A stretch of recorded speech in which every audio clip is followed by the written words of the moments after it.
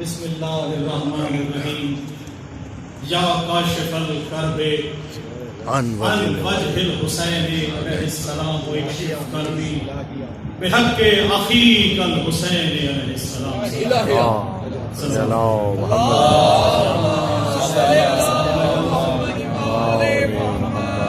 شکریہ جناب اور تمام سامعین اور ہمارے مہمان جناب راشد صاحب، آپ سب کی خدمت میں میرا سلام، اور خاص طور سے آج کیونکہ بہت بڑا دن ہے، یوم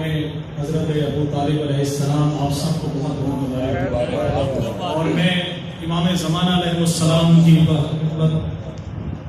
یہ ہدیہ تبریک پیش کروں گا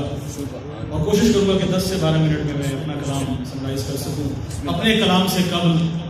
اپنے والد صاحب سید فاتح واسطی علی پور ضلع مظفر گڑھ، ان کا کلام 2 مصرے ہیں، وہ آپ کی طرف عرض کرنے لگا ہوں کہ بھلا پوچھئے کن سے ان کا پتہ، بھلا پوچھئے کن سے ان کا پتہ، بھگوڑے کہاں مر گئے کیا پتہ،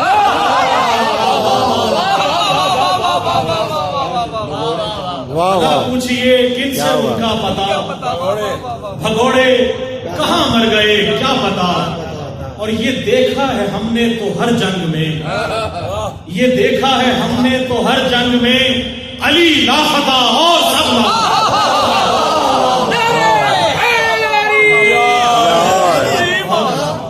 یہ دیکھا ہے ہم نے تو ہر جنگ میں، علی لافتہ اور سب لافتہ۔ آپ درود پڑھیے، میں اپنا کلام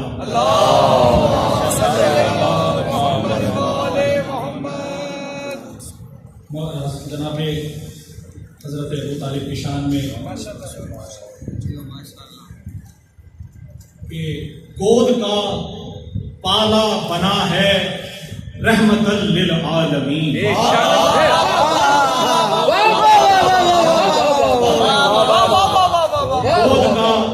گود کا پالا بنا ہے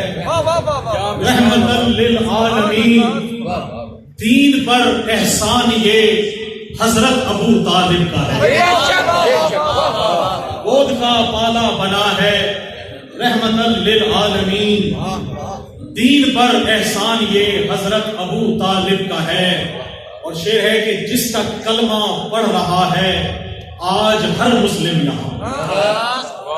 جس کا کلمہ پڑھ رہا ہے آج ہر مسلم یہاں، کل کا کل ایمان یہ حضرت ابو طالب کا ہے، جس کا کلمہ پڑھ رہا ہے آج ہر مسلم یہاں، کل کا کل ایمان یہ حضرت ابو طالب کا ہے۔ اور شعر ہے کہ مصطفیٰ و مرتضیٰ ہیں کل اثاثہ دین کا، اور ہے کچھ نہیں، مصطفیٰ و مرتضیٰ ہے کل اثاثہ دین کا، قیمتی سامان یہ حضرت ابو طالب کا ہے،